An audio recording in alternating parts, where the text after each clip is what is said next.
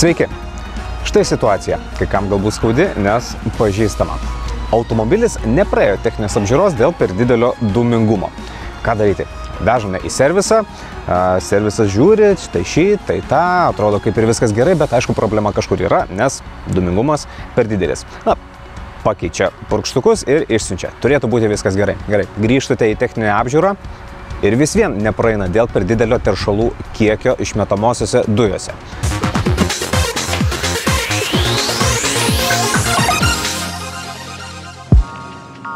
Mažai kas žino ar yra atkreipęs dėmesį į tai, kad automobilių servisai suremontavę automobilio variklį, degalų ar oro tiekimo išmetamųjų dujų neutralizavimo ar kitus komponentus, kurie daro įtaką automobilio išmetamosioms dujoms, privalo atlikti išmetamųjų dujų parametrų matavimus ir jų rezultatus pateikti klientui. Taip nurodo atnaujintas transporto priemonių techninės apžiūros, remonto, techninės pagalbos ir perdirbimo paslaugų teikimo tvarkos ir aplinkos apsaugos reikalavimo aprašo 6 skyriaus 24 punktas. Teoriškai toks reikalavimas yra, tačiau praktiškai nelabai veikia. Servisai gali matuoti dūmingumą techninių apžiūrų stotyse, tačiau labai retas tą daro, o surasti dirbtuvės, kurios turėtų savo išmetamųjų dujų matavimo įrangą, sudėtinga kaip ieškoti adatos šieno kupetoje. Mes tokią radome Martone. Kad atlikti kokybiškai automobilio remontą, manau, ši įranga yra būtina. Būna atvejų, kada sunku nustatyti tą patį dūmingumą neturinčio aparato. Kai kuriais atvejais netgi negalim kompiuterių dėka išsiaiškinti to dūmingumo, matom vieną parametrą blogą, ten antras parametras blogas.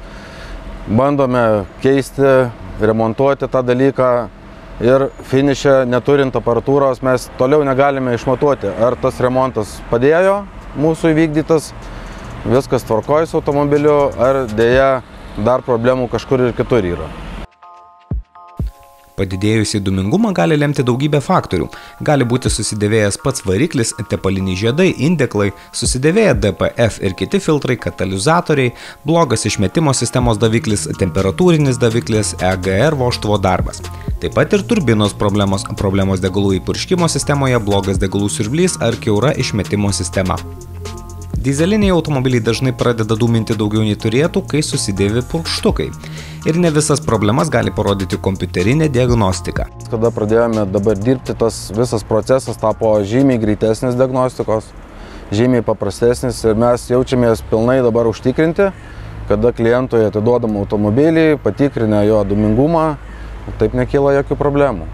Tas dūmingumo matavimas ne tik, sakyčiau, kad technikiniai reikalingas, kad jūs nepraeinat, bet netgi siūlyčiau profilaktiškai pasidaryti kartas nuo karto, nes padidėjęs automobilio dūmingumas paprastai pirmas ženklas, gan rimtas ženklas, kad su automobiliu yra kažkas negerai.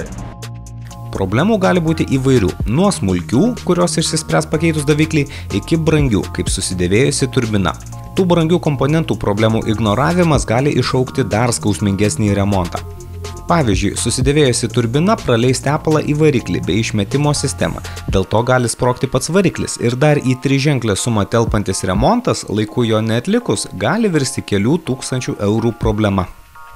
Pamatavus, išmatavus ir sužinojus, kad jūsų automobilis yra taršus, galima žengti kaip ir tokį prevencinį žingsnį tolimesniems labai dideliems automobilio remontams.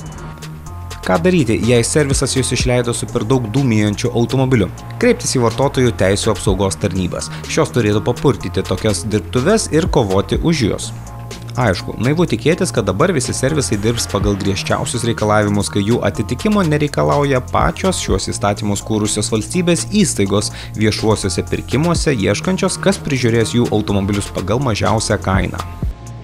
Finiše situacija gana dažnai būna tokia, kad rimti servisai, kurie investuoja didelės pinigų sumas į įrangą atitinkančią visus reikalavimus, tvarkingai tvarko pavojingas atliekas, kurių tvarkymus ir priežiūra irgi kainuoja didelius pinigus, GPI sistemas tvarkingai pildo ir tokiu būdu tvarkingai dirbdami pagal įstatymus dalyvauja konkursuose ir negali pasiūlyti tokios mažos kainos, kaip pasiūlo serviziukai, garažiukai, kurie tokių nei įrangų turi, nei dirba pagal kažkokius standartus, nei pagal sistemas.